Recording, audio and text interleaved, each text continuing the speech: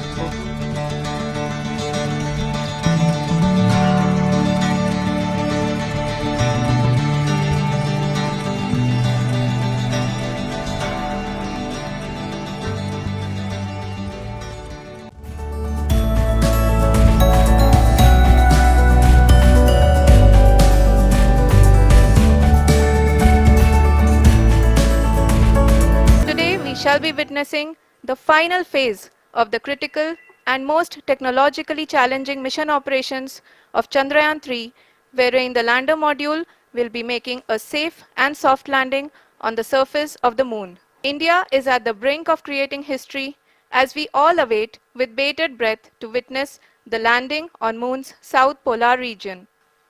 The primary objective of Chandrayaan-3 mission is the demonstration of safe and soft landing on the lunar surface. This demonstration is a critical aspect for ISRO's future interplanetary missions. In addition to this, the mission objectives also include demonstration of roving capability and conduction of in situ scientific experiments on Moon's surface. Carried on the shoulders of India's heaviest rocket LVM-3 on the 14th of July, Chandrayaan-3 was placed in the precise elliptic parking orbit of size 170 by 36,500 kilometers. ISRO in its mission plan of meters for its rendezvous with the moon. The TLI was a key step in the mission, enabling the spacecraft to escape Earth's gravitational pull and travel to the moon. End of the translunar injection. जी हाँ, translunar injection किसी भी interplanetary mission के लिए बहुत ही आवश्यक परंतु कठिन operation होता है। इस सफल मैन्यूवर के बाद चंद्रयान-3 पृथ्वी से दूर निकलकर चंद्रमा के प्रभाव क्षेत्र में एक हाइपरबोलिक ट्रेजेक्टरी के द्वारा पहुंचाया गया। पुनः 5 अगस्त 2023 को लूनर ऑर्बिट इंसर्शन के द्वारा चंद्रयान-3 को 160 किलोमीटर के पेरिलून और 18,000 किलोमीटर के अपोलून के साथ चंद्रमा के इलिप्टिकल ऑर्बिट में स्थापित कर दिया गया और परिवर्तित किया गया। इस दौरान चंद्रमा के अधिकतम 100 न्यूटन के चारों थ्रोटेबल थ्रस्टर्स पावर डिसेंट के समय किसी भी चुनौती का सामना है। और संक्षेप में अब तक की यात्रा की बात करें तो लैंडर मॉड्यूल अब तक 21 बार पृथ्वी के और लगभग 120 बार चंद्रमा का चक्कर लगा चुका है, इस उद्देश्य को पूरा कर सके। इस क्रम में लैंडर के मुख्य सेंसर्स कारा, लासा, LHBC, LDV और LHDAC का कार्यात्मक परीक्षण भी किया जा चुका है। LDV जो कि पूर्णतः स्वदेशी तकनीकी से बनाया गया एक नया सेंसर है, इसका मुख्य कार्य लैंडर के वेलोसिटी को तीनों अक्षों में कंप्यूट करना है।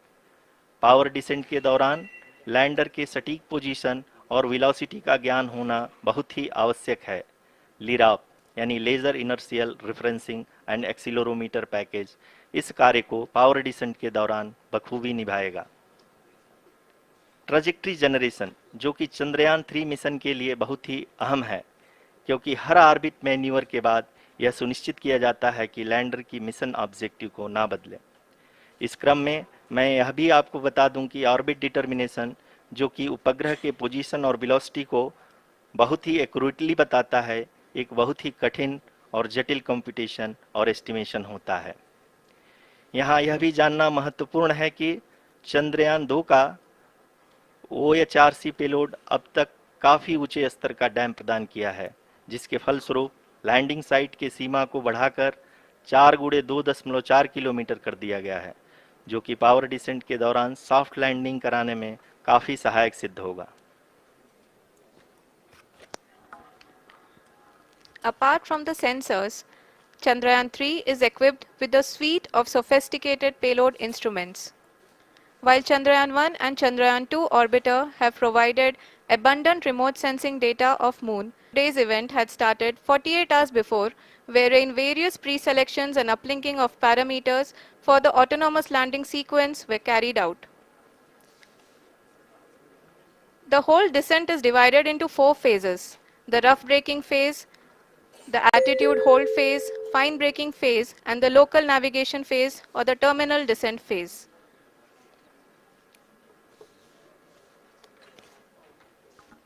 जी हाँ, एटीट्यूड होल्ड फेज जो कि पावर डिसेंट का दूसरा चरण है, एक बहुत ही महत्वपूर्ण फेज है। इस 10 सेकंड के स्मॉल ड्यूरेशन के दौरान लैंडर के 2 महत्वपूर्ण सेंसर कारा और लासा लैंडर की ऊंचाई की गणना करेंगे। इस फेज के पूरा होते ही लैंडर चंद्रमा के सतह से कुल 6.8 किलोमीटर की ऊंचाई पर होगा। During the rough braking phase, the lander velocity shall be brought down from 1680 meters per second to 358 meters per second. The altitude will be brought down from 30 kilometers to 7.4 kilometers at the end of rough braking. During the next phase, which is going to be the attitude hold phase, we can currently see that the altitude of the lander module is nearly 31 kilometers. Arushi, अभी हम इस ground race को देखते हुए कह सकते हैं कि रफ ब्रेकिंग फेज की शुरुआत बहुत ही अच्छे तरीके से हुई है। आप ये देख सकती हैं कि जो भी प्रोजेक्टेड ग्राउंड रेस है उसी पे अपना लैंडर मॉड्यूल अपने आधे सफ़र को पूरा करते हुए इस रफ ब्रेकिंग फेज में लैंडर बहुत ही आगे की तरफ बढ़ते हुए अपनी ऊंचाई को घटा रहा है। अगर अब बात करें तो लैंडर की ऊंचाई चंद्रमा के सतह से लगभग 27 किलोमीटर से नीचे हो चुकी है, करीब करीब 26.7 किलोमीटर के आसपास है।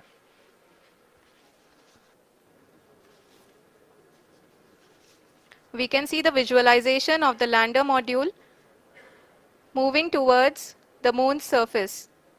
The current altitude is nearly 15.2 kilometers and the distance traveled is 754 kilometers. We can also see the image that the lander imager camera has been providing. The sensors are performing nominally, and we are currently in the midst of the fine braking phase, which is going to continue for 3 minutes, and the altitude is going to be reduced to nearly 800 meters at the end of this phase. जी हाँ, जैसा कि आरुषि जी ने बताया कि लगभग 3 minute के उपरांत lander की हाइट लगभग 800 मीटर वर्टिकली होगी और यहाँ पे लैंडर की horizontal velocity, vertical velocity, even down range भी लगभग शून्य होगा। We can see the visual of the lander module, and we can see that the down range traveled is nearly 831 kilometers.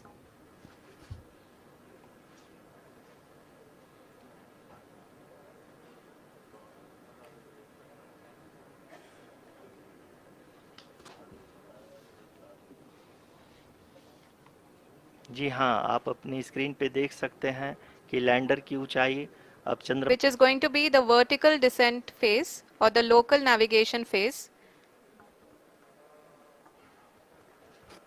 जी हाँ, अब हम फाइन ब्रेकिंग वेज के एकदम करीब आ चुके हैं। हाँ, आप तालियों के गड़गड़ाहट से सुन सकते हैं कि हम लोगों ने तीसरे चरण को भी बहुत ही सफलतापूर्वक हासिल कर लिया है और अभी हम वर्टिकल डिसेंट फेज में आ चुके हैं, जिसकी शुरुआत भी बहुत ही अच्छे ढंग से हो चुकी है।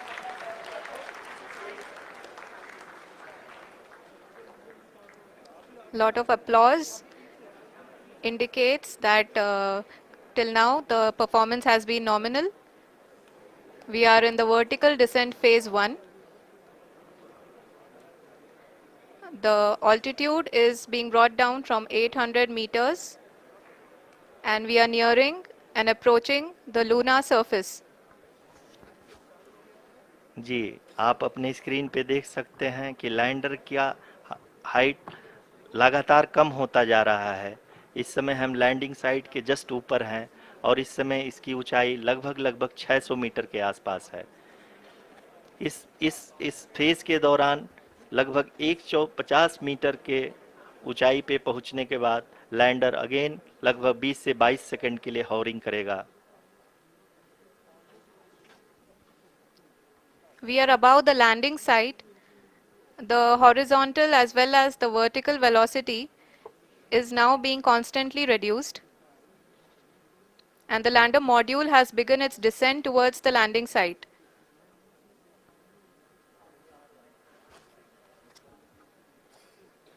से देखें तो एल्टीट्यूड पुनः कम होता जा रहा है। अभी हम लोग लगभग 135 मीटर की ऊंचाई पे हैं। The sensors that are updating at this point are providing confirmation of the safety of the landing site. As expected, the retargeting is going on and this is a very good signature for the lander. अभी आप ये देख सकते हैं कि lander की ऊंचाई लगभग 65 मीटर के आसपास बची हुई है।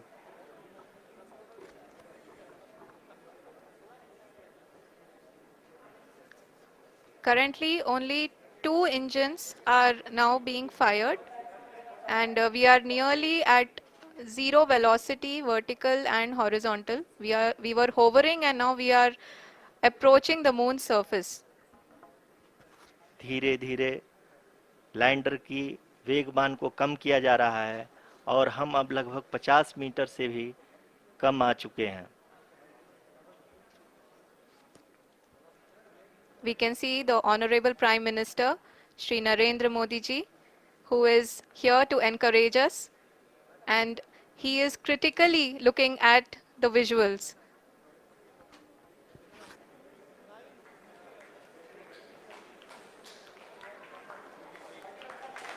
जी हाँ, आप अपनी स्क्रीन पे देख सकते हैं कि हम lander module. People are applauding. Let lander us all module wait to hear from the Secretary Department of Space and Chairman ISRO, Shri S. Somnath. Lander module पूरी तरह से सेफली और सॉफ्टली चंद्रमा के सतह पे लैंड हो चुका है. ये हम लोगों के लिए बहुत ही गर्व की बात है. हिंदी में एक कहावत है कि चंदा मामा दूर के, लेकिन अब हम ये कह सकते हैं कि चंदा मामा अपने घर के.